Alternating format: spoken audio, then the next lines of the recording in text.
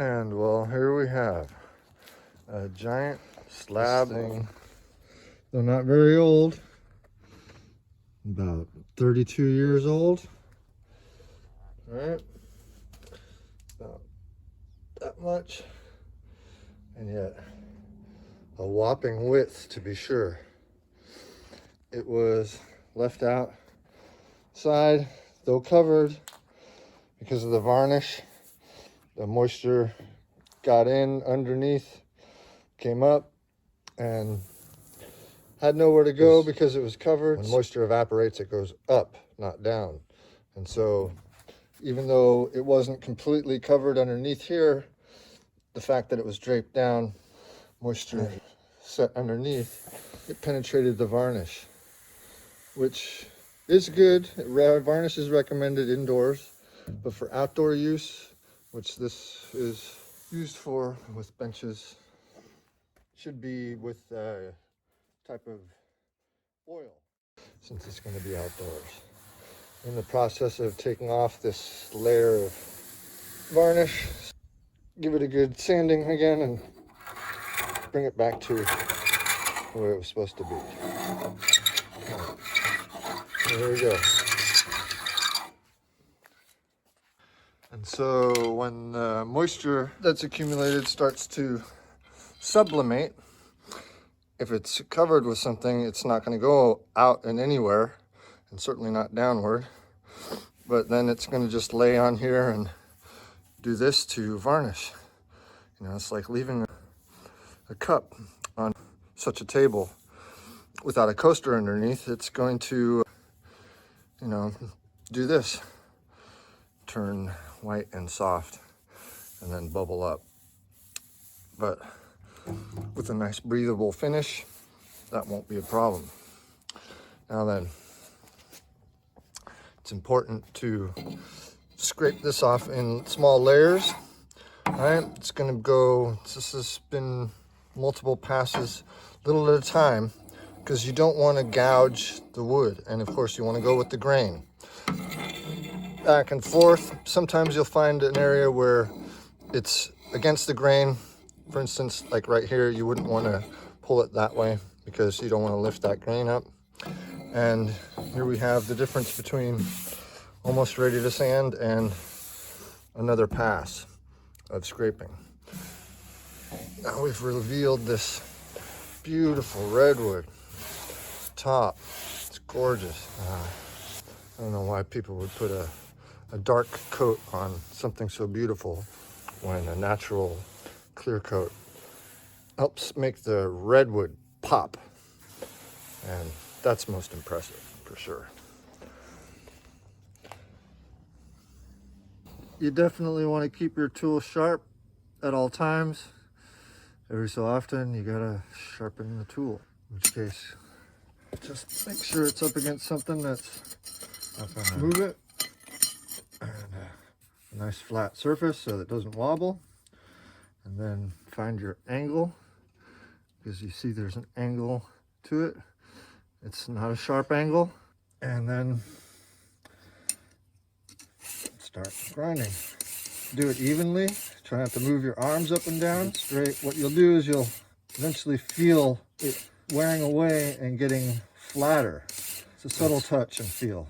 You'll trust in yourself that you are doing it correctly. Not gonna be right the first time, but with practice, you feel and you hear a difference, which will tell you when it's sharp. Doesn't take that much pressure either. I'm using the fine side rather than the rough side. And as you can see, you get a nice, shiny, sharp edge. I think that's how you feel if it's done. Never run like that because that could cut you. But you can feel how sharp it is, like so.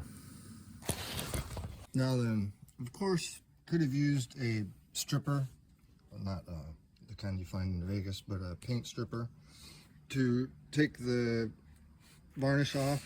That ain't natural and makes a hell of a mess too. It's not fun to work with that kind of stuff if you've ever worked with it before. So just scraped off the layers by layer so as not to gouge the wood. Now we've exposed it down to the rough surface, and now we're going to begin sanding. That is me, myself, and I. In which case we're going to start with fine, because this is a soft wood, so it's not necessary to use anything rougher than that to get the stain out of the fibers here. Then we'll switch to extra fine to get her looking nice and pretty. So here we go.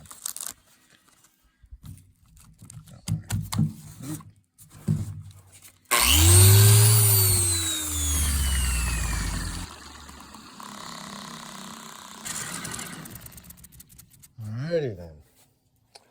So first pass, let's see what we got.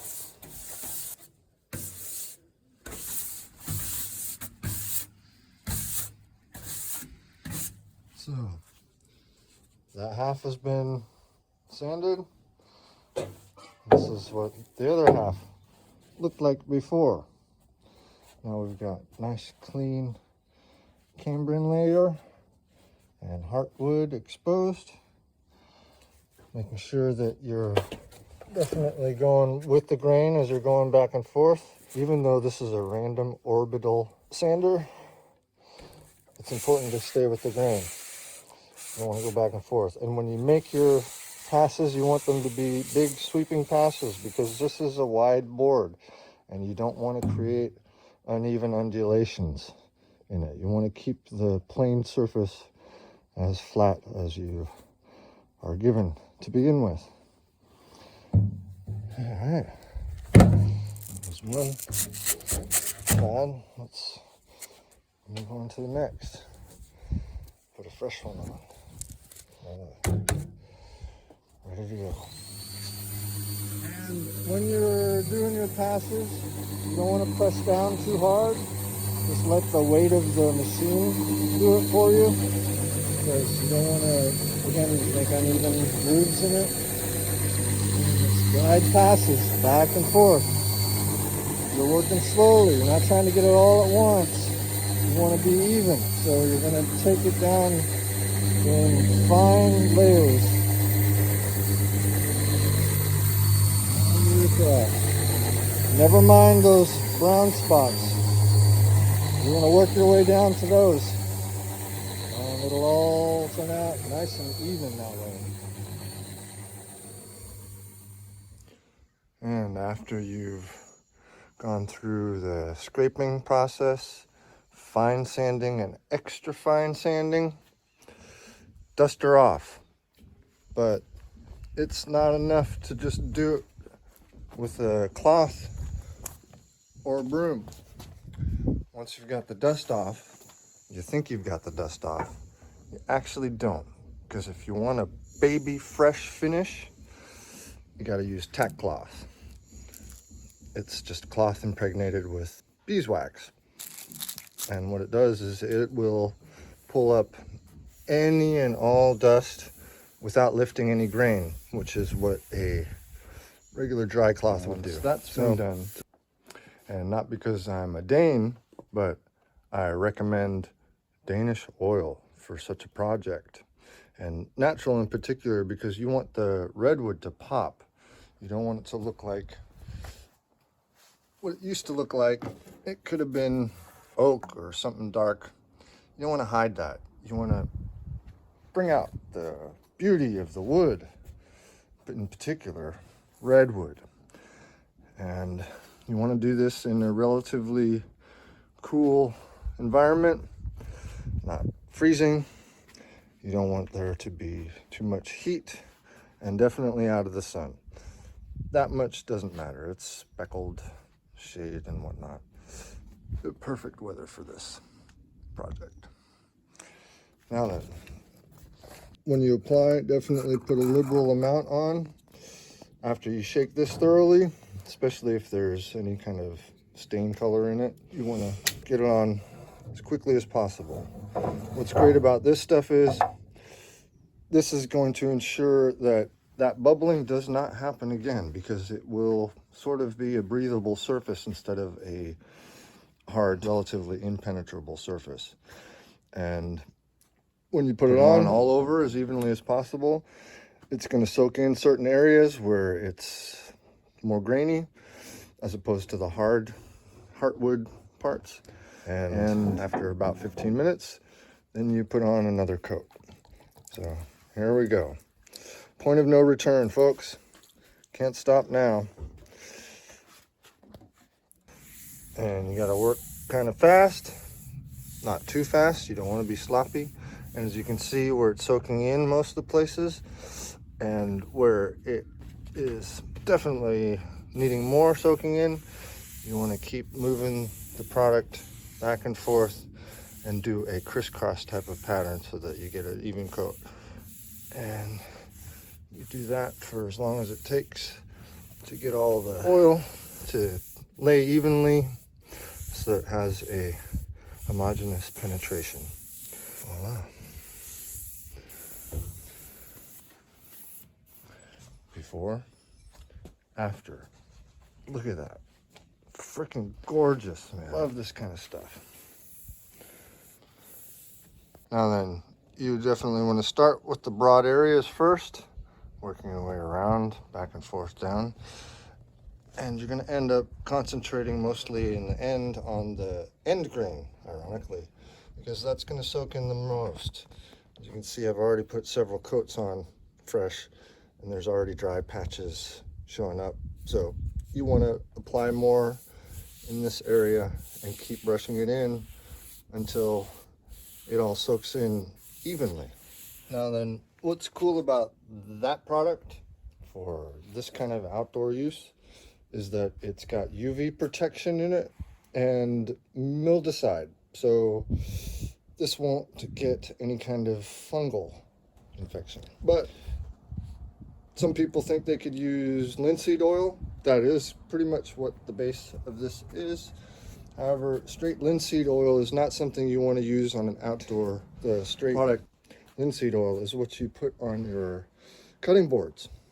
You don't want to put this stuff on your cutting boards, obviously, because of the chemicals in it. But straight linseed oil on your cutting boards, great stuff. Great way to refresh it, keep it clean, make it easy to clean.